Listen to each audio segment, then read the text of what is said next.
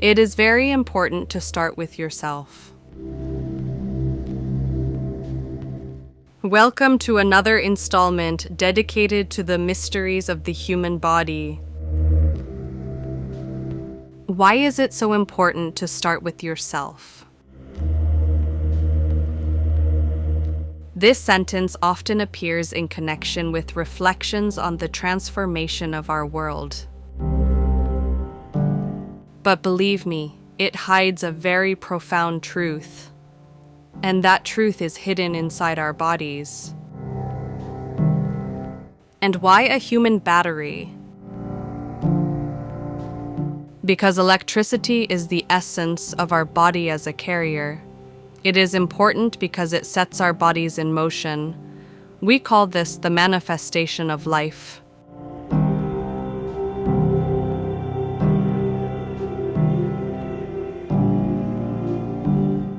Yes. This is how we perceive life.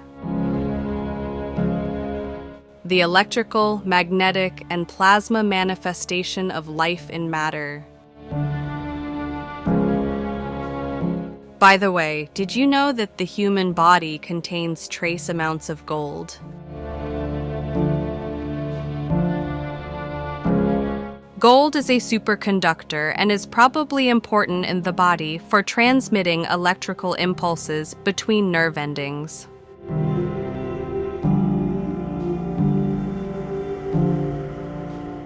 What about mercury? Mercury is also a superconductor, but it is highly volatile and toxic. You may be wondering what mercury has to do with our topic.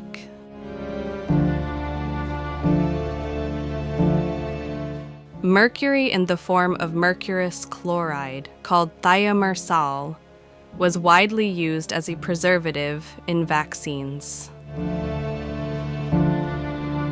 However, it is still used in some vaccines, even though you can find many studies on the internet claiming that this amount of mercury is harmless to the human body. But what effect will trace amounts of mercury in an injection have on trace amounts of gold in the human body? Mercury dissolves gold. This creates a mixture called gold amalgam. Mercury disrupts the lattice structure of gold and creates an alloy without high temperatures. Mercury literally eats away at gold, like water eats away at salt, even the smallest microscopic particles of gold. If you have a dental filling, it doesn't matter if it's a regular silver amalgam or a fancy gold amalgam. Both contain a nerve toxin for your body.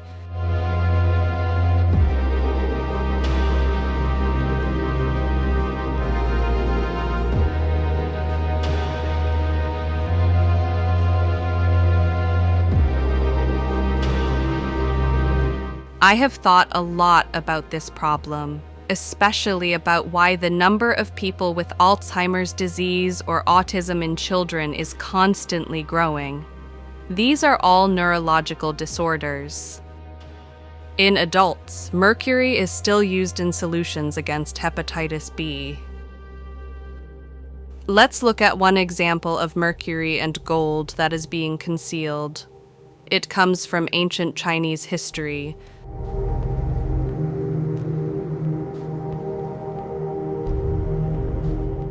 I don't think I need to introduce the terracotta army to you in detail. The faces and weapons of the Chinese warriors are incredibly detailed, and no two are exactly alike. What is even more interesting, however, is that this collection of clay sculptures is located in the mausoleum complex of China's first emperor, Qin Shi Huangdi. It is a vast underground complex said to be full of treasures and traps. Historians, drawing on ancient texts, describe the emperor's necropolis as a place imitating the universe, complete with celestial models above and a map of the empire below. All this is surrounded by rivers of liquid mercury that flow mechanically, copying the flow of the Yellow River. And this is where what is not being said lies hidden. Part of the reason is the Chinese government's ban on any research in this area. But archaeologists also have concerns about exploring this tomb.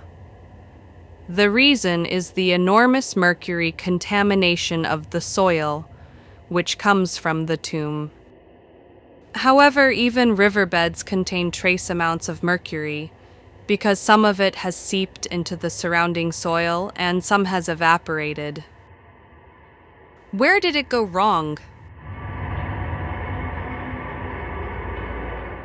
Years ago, I read in a specialist article that the interior of the emperor's tomb is blackened, as if a fire had broken out there. So it wasn't the ancient builders who made the mistake. When the emperor died, his army, his horses, his wives, his entire harem of concubines and his servants died with him. In short, all those closest to the emperor who served him. What's more, the imperial gold was buried along with the emperor. Perhaps the emperor himself did not want his gold to be stolen from his tomb, but unfortunately, this did not happen. Think about the color of China's Yellow River.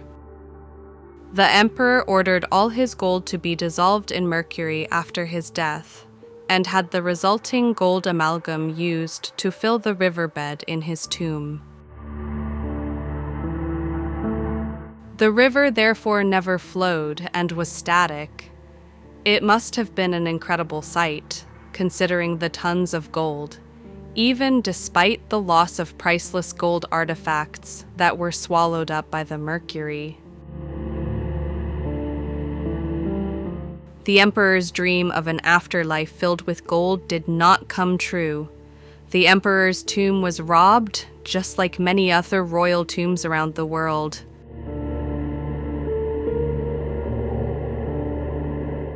The thieves took advantage of the different melting points of gold and mercury.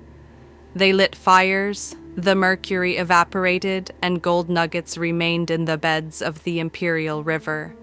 The mercury vapors then condensed and contaminated the entire tomb, including the surrounding area. Today, its quantity is estimated at several tons. Can you imagine that? If there are several tons of mercury at this location, there must have been several tons of gold in the imperial treasury.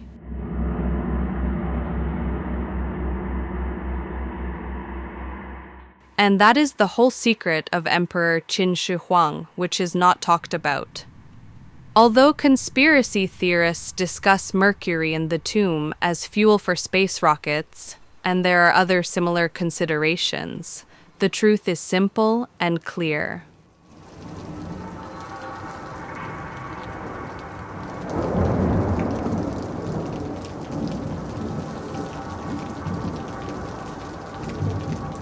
But how did they bring such a large amount of gold out of such a toxic environment? The Chinese are very resourceful, and one answer comes to mind. The gold was taken from the tomb by another powerful and wealthy man who had servants or slaves to do this deadly work. Of course, none of them survived.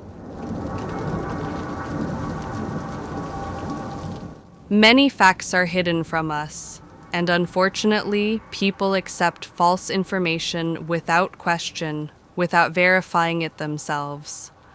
But let's move on to a tiny organ in our body that keeps us functioning.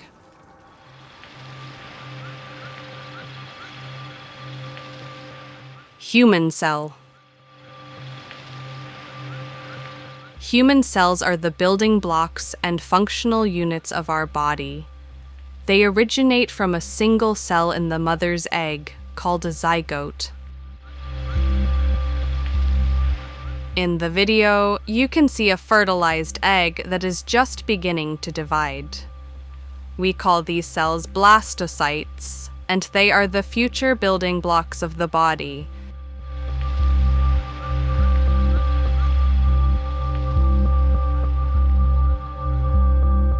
I don't want to go into too much detail because the topic is quite complex, but let's look at some of the points that are important for our investigation.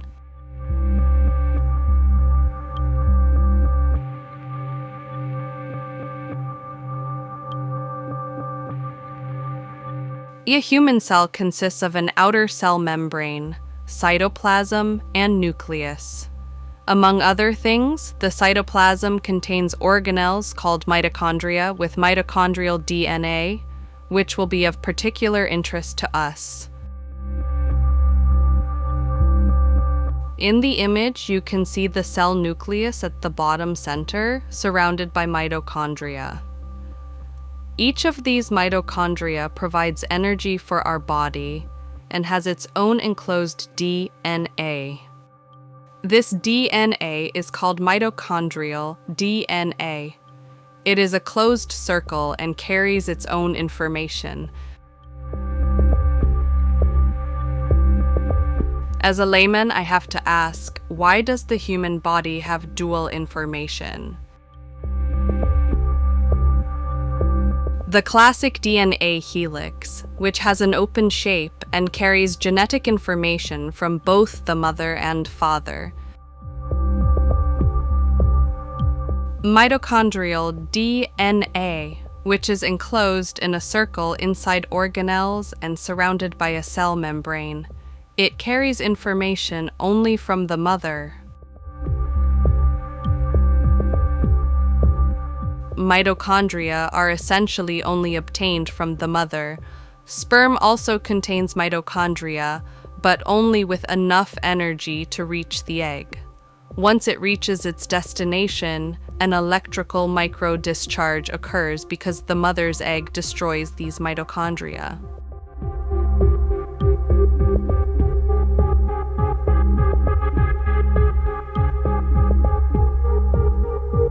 This is called the spark of life and is explained by the sudden release of zinc. With all due respect, although I am a layman, I do not believe this explanation. Sperm only carries information from the father's DNA helix to the egg. After the sperm enters the egg closes and the other sperm have no chance. You might say that nature is ingenious, but that's not all. We need to take a moment to look at the history of human cells, which are called eukaryotes.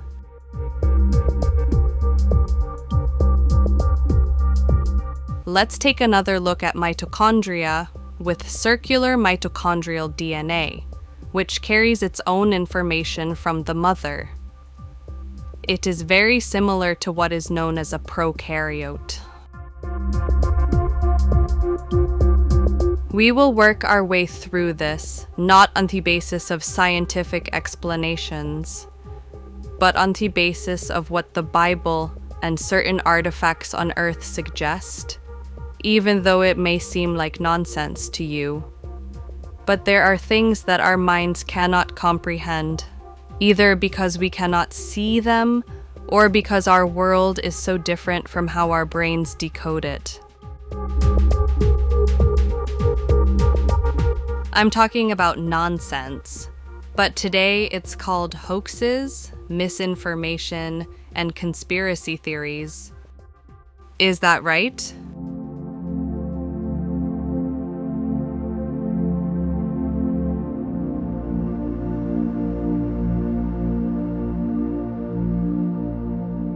Prokaryotes, also known as pre-nuclear organisms, are very ancient organisms.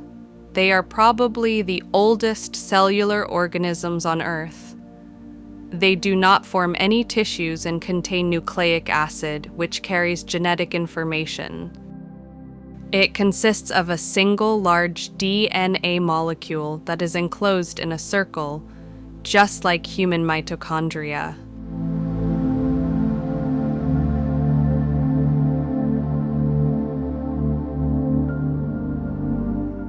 If you look at the comparison with eukaryotes, we have the cytoplasm, ribosomes, and plasma membrane in common.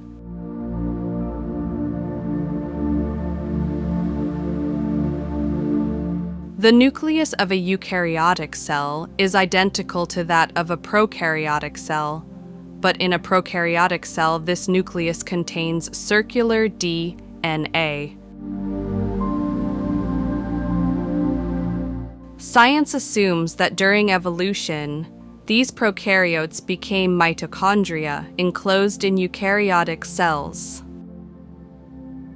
It is possible that we are looking at one of the consequences of the so-called biblical sin, and that originally these mitochondria were not part of human cells at all, and that no evolution actually took place. Everything came into being simultaneously. Why do I think so? You know, when I see these orbs of light leaving our lifeless bodies, there must be something much deeper behind it.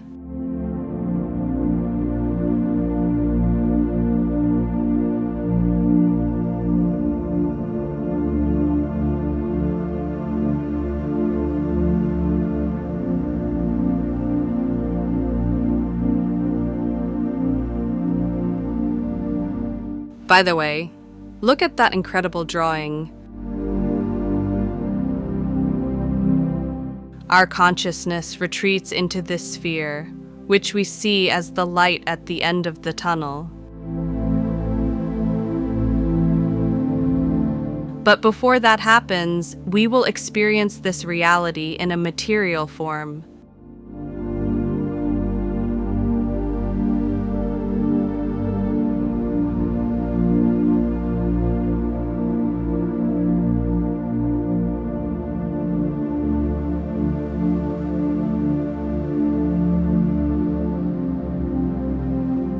And because everything is connected, we must briefly return to what Voynich's manuscript shows us.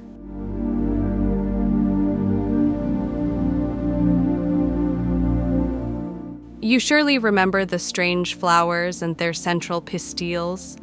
They have a peculiar shape, and many temples, mosques, and minarets were built based on them. You can find everything here in the series dedicated to Voynich's manuscript. And here we have a diagram of the sun on the left and the earth with the moon on the right. The strange scaly disk around the moon is a symbol of Earth. These are limestone scales hidden beneath the sandy surface of deserts, which cause sand dunes to form.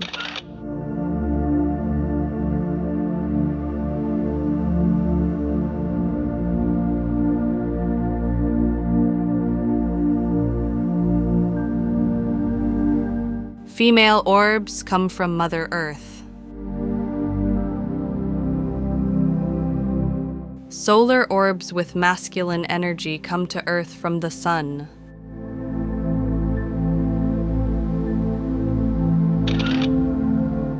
Can you see those flower-shaped orbs?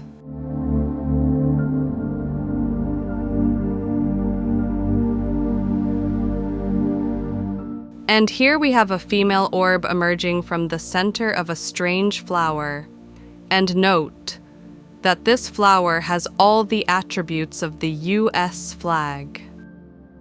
This is very interesting because Voynich's manuscript dates back to between 1404 and 1438, while Christopher Columbus officially discovered the American continent in 1492. And for a long time, no one even thought about such a flag.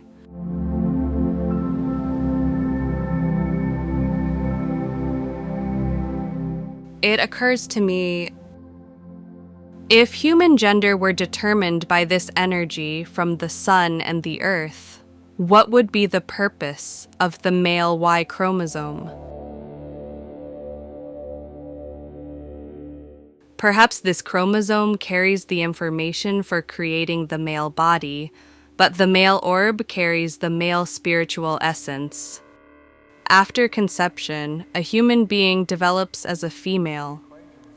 Male sex organs only begin to develop between the 9th and 12th weeks. So how is it then? Was Eve created from Adam or Adam from Eve?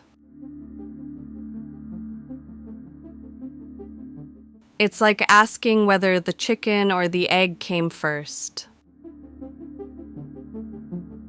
The Bible says that woman was created from Adam's rib, but not all ribs are the same. In any case, it is certain that we come from Earth. Earth as a biblical mountain full of flowers set in a square pool on 8 pillars. But where are these magical flowers? Probably deep beneath our feet, deep within the temple called Earth, and they may only exist in energetic form. See how our Earth radiates wonderful energy, and for now, I bid you farewell. Next time, you can look forward to lambs, goats, and the Holy Grail. We will also travel to Egypt, because it is a great biblical treasure trove.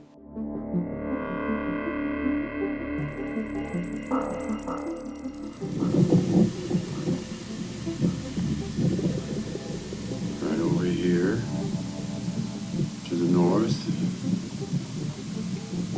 Watch the energy play.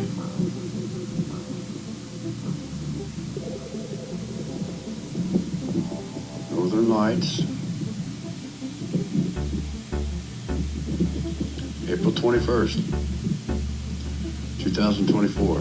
My name is Joseph Andrew Still, the reincarnated anew.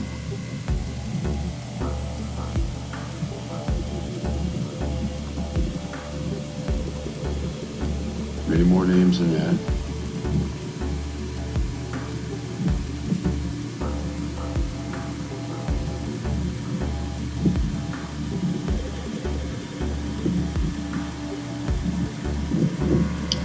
Do a short video.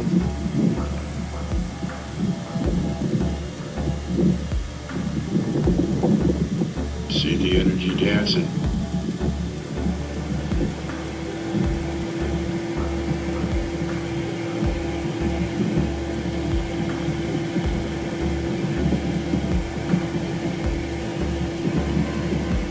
St. Marie, Montana, the Boeing test facility on that side.